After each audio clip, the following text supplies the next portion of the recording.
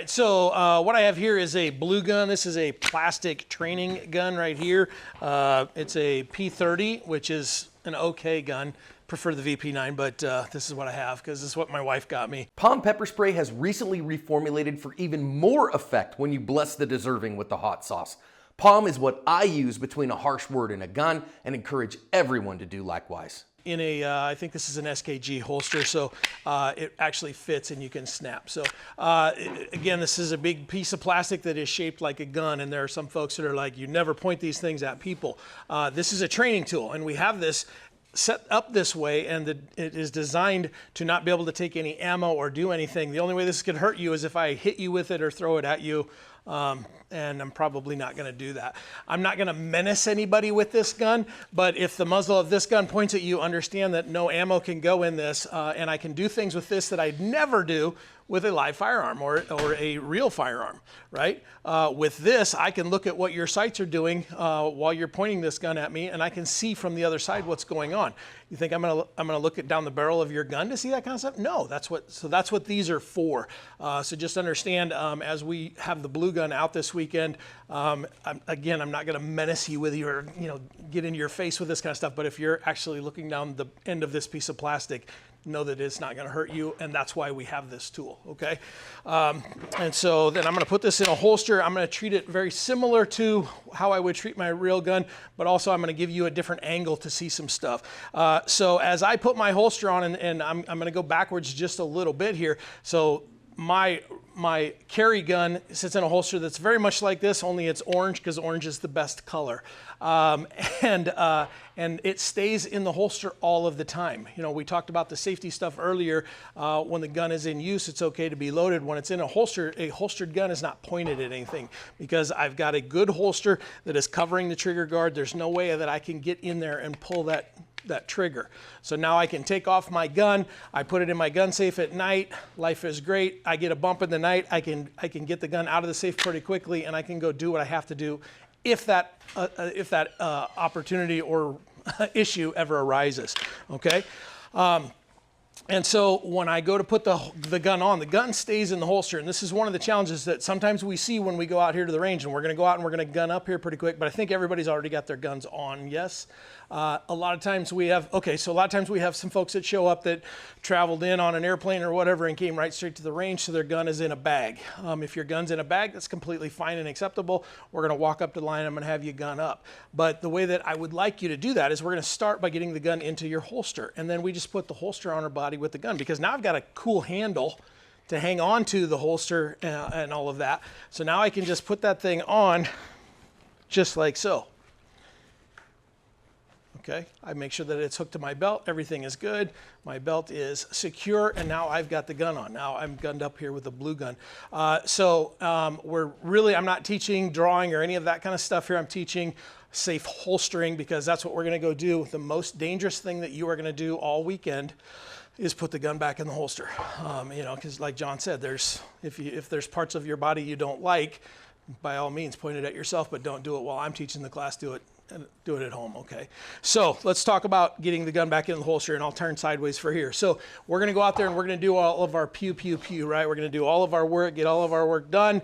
And when we are done with the pew, pew, pew, the process that I want you to take is that first, we take our finger off the trigger and we take a breath. Because what we're gonna start with, I need to divorce the action from the administrative work of putting the holster back in the gun, okay? Because we want to get out quickly, because we just talked about, all of that stuff. We want to get out quickly, we want to be on our target, we want to be accurate, we want to get hits. But now when that's done, there's no race back to the holster. You guys all will have one of these sheets. There is no place here where we record the time of how long it takes you to get back into the holster, okay? If it takes you 30 seconds to get back in the holster, I'm totally okay with that. I'll teach you how to do it a little bit more quickly, but I don't give you a beep and then have you race back to the holster, because that's when the bad stuff happens, okay? So we want to divorce from that action speed mentality of getting out there quickly to, hey, I'm gonna get administrative and I'm gonna do something pretty dangerous that could hurt myself, okay? So we get all of our pew, pew, pew, pew, finger high in register or high in at home. That's what I was talking about earlier in the safety. and then I take a breath. Now, one thing I'll recommend you do, and throughout this whole weekend, I'm gonna ask you to embrace Neil's weirdness, okay? One of the weird things that I typically do when I'm here to give my brain the message that, hey, I am not shooting anymore, is I take my thumb and I just move it over the back. Now, if you have a hammer-fired gun, now you've got an added safety feature because that hammer can't move. That P30 coming in handy. Yeah, whatever, P30s. But that right there, it lines up right in my vision. And that is the click in Neil's brain that, hey, I'm done shooting.